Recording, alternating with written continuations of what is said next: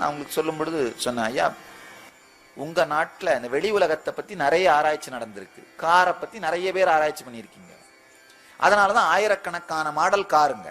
எங்க ஊர்ல உள்ளுலகத்தை பத்தி ஆயிரக்கணக்கான பேர் ஆராய்ச்சி பண்ணியிருக்காங்க, அதனாலதான் ஆயிரக்கணக்கான ஆன்மீக பாதைகள். எந்த துறையிலுமே ஆயிரக்கணக்கான பேர் பலாயிரக்கணக்கான பேர் ஆராய்ச்சி செய்தால் பலாயிரக்கணக்கான பாதைகள் உருவாகும். வெளி உலகத்துல விஷயத்தை அடையிறது எப்படின்னு ஆராய்ச்சி பண்ணிருக்கீங்க, அதனால வெளி உலகத்துல நிறைய பாதை நிறைய கார்.